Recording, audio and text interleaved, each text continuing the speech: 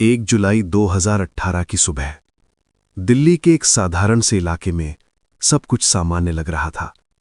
लोग अपने काम पर जा रहे थे, बच्चे स्कूल की तैयारी कर रहे थे और दुकानें धीरे धीरे खुल रही थीं। लेकिन उसी सुबह बुराड़ी की एक गली में कुछ ऐसा हुआ जिसने पूरे देश को हिला दिया।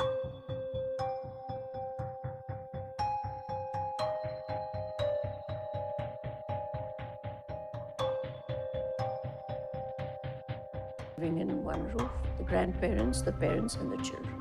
And in a joint family, you see, everyone's roles are kind of plotted and everybody falls in line. ये खबर तेजी से फैल गई।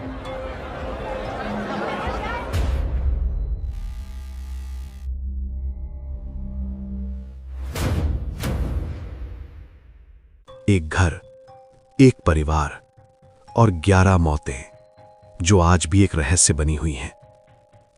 सुबह लगभग 7 बजे दूध देने वाला हमेशा की तरह घर नंबर 137 पहुंचा। यह घर भाटिया परिवार का था। वो रोज की तरह घंटी बजाने लगा। 1 बार, 2 बार, 3 बार, लेकिन दरवाजा नहीं खुला। उसे लगा शायद सब सो रहे होंगे, लेकिन तभी उसने देखा दरवाजा थोड़ा खुला हुआ था। उसने धीरे से दरवाजा धक्का दिया। दरवाजा चरमराता हुआ खुल गया। अंदर अजीब सा सन्नाटा था। वो अंदर गया और जैसे ही उसने ऊपर देखा, उसकी चीख निकल गई। छत से एक साथ 10 लोग लटके हुए थे। उनके हाथ बंधे थे, आंखों पर पट्टी थी और मुंह पर कपड़ा बंधा हुआ था। नीचे फर्श पर एक बुजुर्ग महिला मृत पड़ी थी।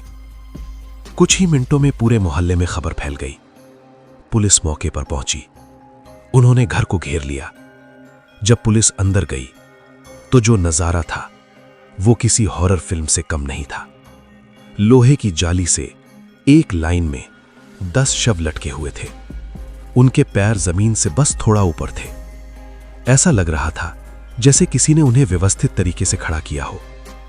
कमरे में कोई संघर्ष के निशान नहीं थे। कुछ भी टूटा नहीं था, कहीं खून नहीं था। सब कुछ सामान्य था, इतना सामान्य कि वो डरावना लग रहा था। भाटिया परिवार इलाके में काफी जाना जाता था।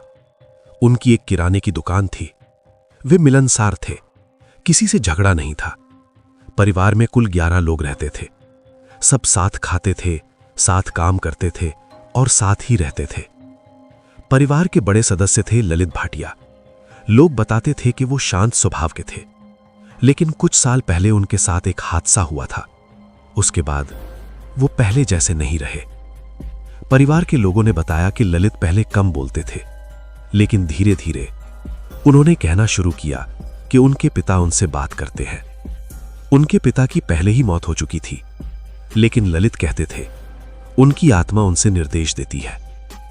पहले तो परिवार ने इसे सामान्य बात समझा, लेकिन धीरे धीरे पूरे घर में पूजा पाठ पड़ने लगा। रात में मंत्रों की आवाज आने लगी। कुछ अनुष्ठान होने लगे। जांच के दौरान पुलिस को कुछ डायरी मिली। इन डायरियों ने इस केस को पूरी तरह बदल दिया। डायरी में रोज की बातें लिखी थीं, लेकिन ये सिर्फ साधारण बातें नहीं थीं। उसमें निर्देश थे, जैसे डरो मत, आंख बंद रखो, हाथ बांधो, सब ठीक होगा, बाबा बचा लेंगे। सबसे चौंकाने वाली बात, डायरी में उसी रात का पूरा प्लान लिखा था। डायरी में लिखा था कि सभी को एक साथ खड़ा होना है, जैसे पेड़ की जड़ें होती हैं। सबकी आंखें बंद होंगी, सबके हाथ बंधे होंगे और कोई नहीं हिलेगा। लिखा था अगर कोई नहीं हिलेगा तो सब बच जाएंगे। यह सिर्फ एक अनुष्ठान होगा, कोई नहीं मरेगा, बस कुछ देर के लिए बेहोशी आएगी और फिर बाबा आकर सबको बचा लेंगे। 30 जून 2018 सब कुछ सामान्य था। दुकान बंद हुई, खाना खाया गया, पड़ोसियों से बात हुई। कोई नहीं जानता था कि ये उनकी आखिरी रात है। रात करीब 12 बजे शायद डायरी खोली गई। सबको बुलाया गया।